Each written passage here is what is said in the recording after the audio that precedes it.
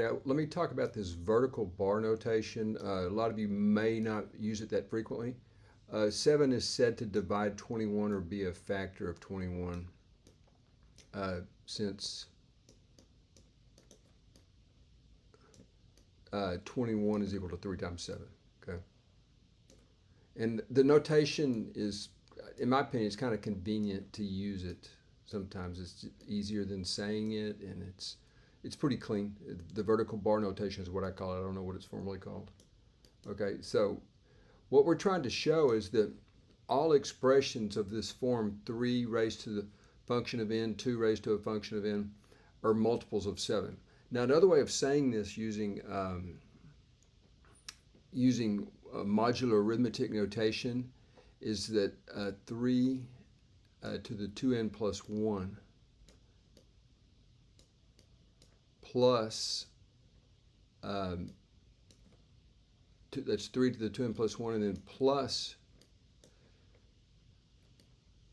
2 raised to the n plus 2.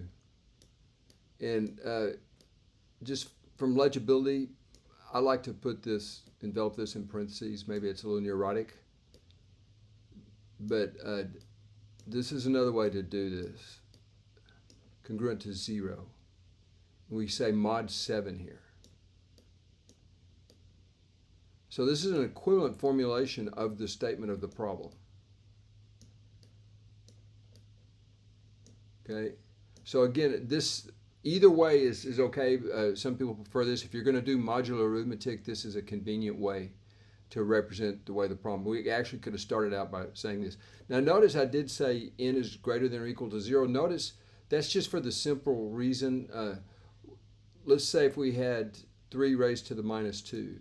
We know that that's a fraction, right? 3 raised to the minus 2 is just 1 over 3 squared, which is 1/9, right?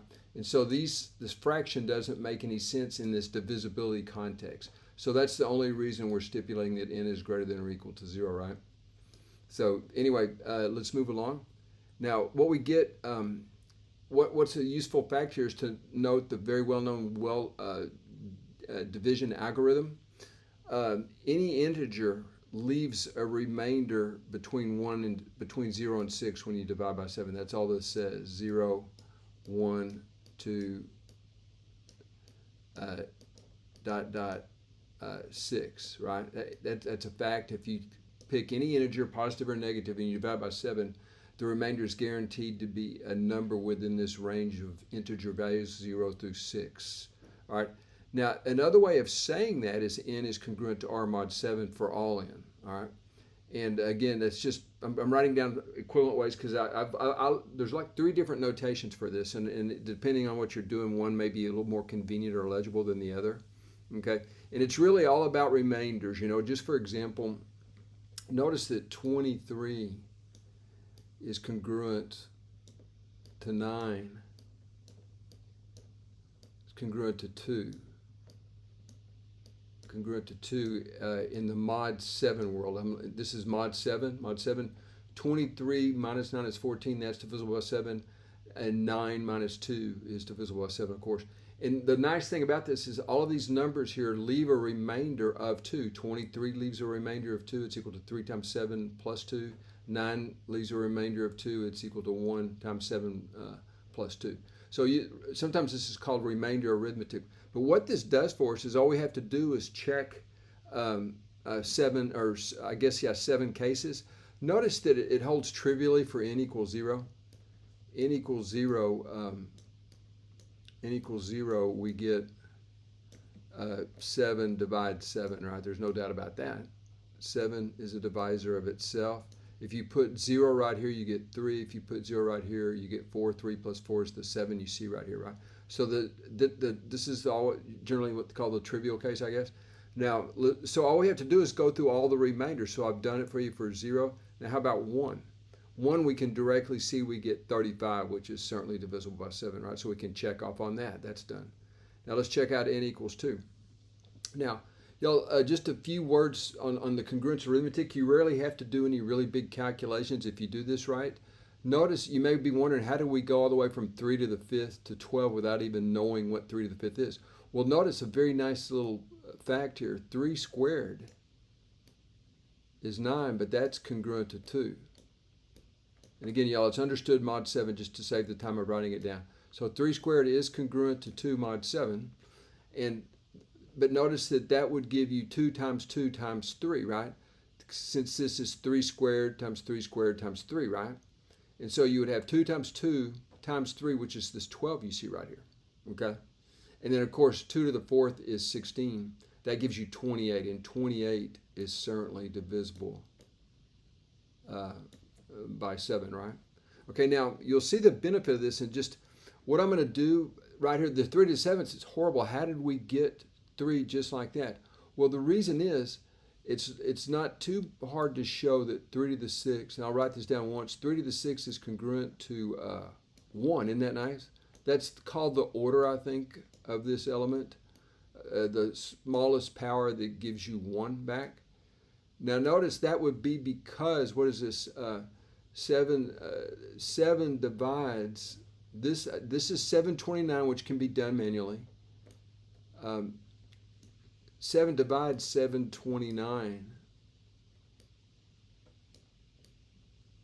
minus 1, folks. And that's not hard to see. 729 minus 1 is 728, and you can see that's 7 times 104, right? So I won't write all that out, but this is very clear, right? 3 to the 6 is 729, and 7 divides 728. So you see, that's why this, you could think of this as just 3 to the 6th times 3, right? That's where this 3 came from. We know that 3 to the 6th is just 1, right? Okay, and then 2 to the 5th is easily seen to be congruent to 4. 2 to the 5th is 32. It leaves a remainder of 4. Okay, so we can check off on this, right? Now, in a similar fashion, folks, I don't know if you want me to bore you. We use the 3 to the 6th trick here again. Okay, 3 to the 6th is congruent to 1 right up here. All right, and I'll just in the name of not boring you to death, okay, you can see that this also works out to 28. All right, this works out to 28 as well. Now let's check out this next one. Again, we use 3 to the 6th. We use 3 to the 6th again. That's where the 3 to the 5th comes from, right? 3 to the 6th is 1, so you're left with 3 to the 5th. And we already know what happens with 3 to 5th from this previous problem, right? So that's why you get this. What was 3 to the 5th again? Well, you guys this works out too, okay? Okay, now let's do the 6th power. Now again, this is a quick one. Look, 3 to the 13th, a massively large number, right? But that's equal to 3 to the 6th squared. Okay, but 1 squared is just 1, right? 3 to the 6th squared times 3 is what's going on right there, right? Okay, so that's why wham, just like that, without knowing what 3 to the 13th is, which is a tough computation mentally or on paper, or tedious, shall we call it. All right, but this 3 right here is that 3 right there, okay? Then 2 to the 8th is not too bad. Let's see, you can just do the work on that, but you get a remainder of 4 when you divide 256 by 7, okay? So we checked off on all the boxes. We got the job done. We finished. We can write down box here. Every single number in this form is divisible by 7, which is what we set out to do right here, right? We show that every single number that's in this form of 3 raised to this function of n, 2 raised to this function of n is divisible by 0. Hope you enjoyed.